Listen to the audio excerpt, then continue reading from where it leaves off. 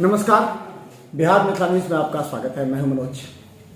देखिए, किसी भी संस्थान को विकसित करने के लिए काफ़ी बिंदुओं पर ध्यान देना पड़ता है, लड़ना पड़ता है, कभी कभी समझौता करना पड़ता है, क्योंकि संस्थान के विकास की एक जिम्मेवारी जिस अधिकारी के कंधों पर होती है उसके साथ बहुत कुछ बीतता है। आज हम कुछ खट्टी मीठी अनुभव बातेंगे। हमारे साथ डॉक्टर हरिशंकर मिश्रा हैं, जो दरभंगा डीएमसीएच के निवर्तमान अधीक्षक है। निवर्तमान इसलिए कहें कि कल नोटिफिकेशन हो गया, बिहार के सभी जो सुपरिटेंडेंट थे उनको बदल दिया गया है।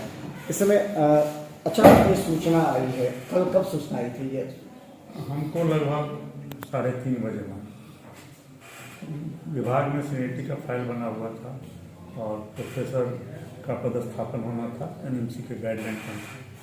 प्रक्रिया में थोड़ा विलम्ब हुआ और उसी प्रक्रिया के तहत बिहार के 8 मेडिकल कॉलेज का स्नाइन बदला गया और कहीं कहीं के प्रिंसिपल का भी किया गया। अच्छा, एक चीज़ जब आप आए हम जिक्र करेंगे उस समय की जो परिस्थिति थी, कई बातों को उस समय सभी ने कहा था कि कोरोना से उबरने के बाद डीएमसीएच की हालत काफ़ी गंभीर है। डॉक्टर के अलावा, नर्सेज के अलावा जो उपकरण थे वो लोग, एक कांटों का ताज था, आपको समझा था, आपने चुनौती देखा। उस समय आपको कैसा लगा इसको किस तरह करना होगा?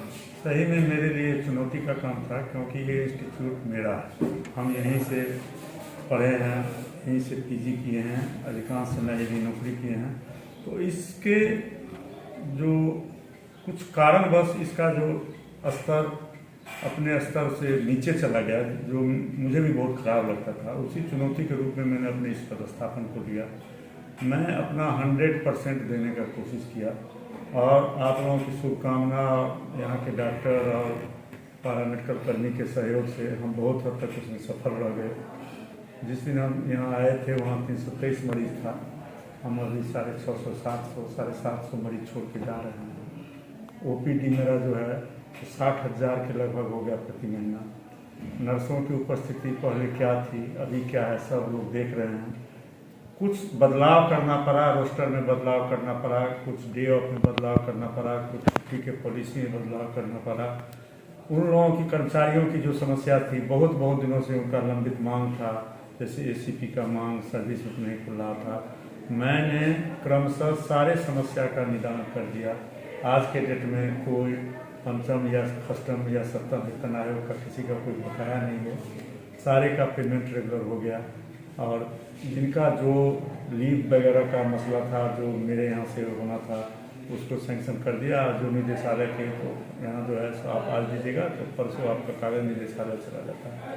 तो पहले उनकी समस्याओं को देखा, फिर उनकी समस्याओं को निदान किया, फिर उन लोगों का सहयोग प्राप्त किया। हम आज के डेट में कहते हैं, जिस दिन हम ज्वाइन किए थे यहाँ एक ईसीजी टेक्नीशियन था, आज हमारे पास 40 ईसीजी टेक्नीशियन का फौज है। मैंने अपने 38 नर्सेज को ईसीजी टेक्नीशियन का ट्रेनिंग करवा दिया। आप आज देख लीजिए ब्लड बैंक कहाँ से कहाँ चला गया, वहाँ भी नर्स का पदस्थापन हुआ। नर्सिंग बहुत काम करती है। क्लिनिकल पैथोलॉजी में चले जाइए, 1.25 लाख टेस्ट पर मंथ हो रहा है, जो कि 22,000 24,000 और इमरजेंसी पैथोलॉजी तो बिहार में कहीं नहीं चलती है। मेरे यहाँ 24/7 चल रहा है। ये लगातार काम करने से हुआ और इस काम की आवश्यकता थी, वर्षों से आवश्यकता थी। किसी न किसी कारणवश अस्पताल उसको नहीं कर पा रहा। क्या लगता है कि ये जो तकनीक है, आप जानते थे कि यहाँ कुछ कड़ाई करना पड़ेगा, उसमें आपको आरोप भी सहना पड़ेगा, क्योंकि जिनकी आदत हो गई है कि 9 बजे अगर आउटडोर है तो 12 बजे आते हैं, कभी 1 बजे आते हैं, कभी नहीं भी आते थे। तो इस सब को शेड्यूलिंग करने में आपको क्या परेशानी हुई थी? परेशानी हुई जो आप लोगों के सामने में है। लोगों को काम करने का आदत जो था वो थोड़ा धीमा था, उसको गति पकड़ना पड़ा। कभी हाथ जोड़ के, कभी बाँह पकड़ के, कभी थोड़ा कराते बने। हमको तो काम लेना था। क्या है तो मेरे यहाँ मरीजों की संख्या बढ़ रही थी। मैं मरीज को ये नहीं कर सकता था कि मेरा कर्मी नहीं है तुमको परसों ही काम, मेरा डॉक्टर नहीं है तुमको कल दिखेगा, तुमको 7 दिन के बाद ब्लड मिलेगा। ये मैं नहीं कर सकता था। क्या तो जो यहाँ आता है वो तो अंतिम अवस्था में आता है। वही आता है जो समाज के निचले पैदान पर है, जिसके जेब में पैसा नहीं है, जिसका कोई पैरवी नहीं है, वही व्यक्ति आता है। हमको तो मेरे सामने में वो था। मेरा लक्ष्य था कि इस व्यक्ति को किसी न किसी तरह से स्वास्थ्य सुविधा मुहैया करा दें और हम हर संभव प्रयत्न किए कि उसको मिले और बहुत सारे लोग संतुष्ट होकर गए। किन्हीं व्यक्तियों को सेवा में थोड़ा सा विलम्ब हुआ या त्रुटि हुआ, मैं उनसे भी आपके माध्यम से क्षमा याचना करता हूँ कि मैं उनकी उम्मीदों पर खरा नहीं उतर पाया। लेकिन आप हैं, हम हैं, समाज के हर लोग हैं, यहाँ अधिकांश कर्मचारी इसी क्षेत्र के हैं। यदि हम सब लोग मिलकर के काम करते रहेंगे तो डीएमसीएच फिर ऊंचाइयों पर पहुंच जाएगा, अपने पुराने विरासत को प्राप्त कर लेगा। मुझे कभी लगा कि जो डॉक्टर हरिशंकर मिश्रा को आउट ऑफ वे जाना पड़ा। आउट ऑफ वे मतलब कि बहुत से ऐसे जगह थे, उपकरण थे, कहीं खराब थे, कहीं जगह नहीं था, उसको शिफ्ट करना। अब हमारे सारा समझ रहे हैं कि जो सुपर स्पेशलिटी की तरह जहाँ लोग मरीज परेशान थे 4 बजे से सुबह से लगाते, जो आउट ऑफ वे जाकर के भी आपको कई क्षेत्रों में काम करना पड़ा। जो कुछ हुआ वो जनहित का काम है, मरीजों के हित में काम किए हैं। यदि कहीं मैंने नियम का थोड़ा सा डेविएशन भी किया तो वो अपने लिए नहीं किया, किसी खास व्यक्ति के लिए नहीं किया। यहाँ आने वाले मरीजों के हित में कभी कभी हमको कुछ निर्णय लेना पड़ा, जैसे कि रैन बसेरा में हमको डेंगू के लिए रखने के लिए जगह नहीं था, डेंगू महामारी आ गया।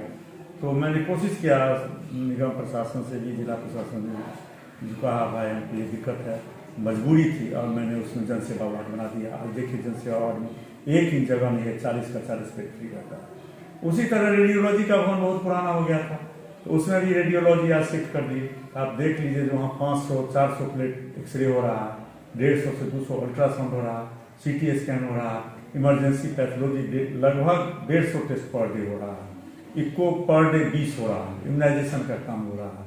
ये तो काम इसी डीएम से सर में काम था। मान लीजिए कि यहाँ से नहीं वहाँ हम कर दिए, क्या दिक्कत था आपको? जो क्लिनिकल पैथोलॉजी था उसमें 2 से 2.5 फीट पानी हेल के लोग जाते थे, वो पहुंच ही नहीं पाते थे। उतना पानी हेल के कौन मर जाएगा, उसका कौन पड़ जाएगा? यदि मैंने उसको वहां कर दिया तो इसमें क्या करें? कोई हम अपना तो कुछ नहीं उसमें खोले, मरीज के हित में वहां किए, और आज देखिए वो फल फूल रहा है, सारे लोग उसकी प्रशंसा करते हैं, लोगों को सुविधा मिल रही है। आप भी देखिए, क्योंकि अब जब आज वो पदभार ग्रहण करने के लिए नए अधीक्षक आएंगे तो क्या वार्ता होगी, उनके सामने जो चुनौती है वो कितना कुछ कर पाएंगे। देखते रहे बिहार मुद्दा न्यूज।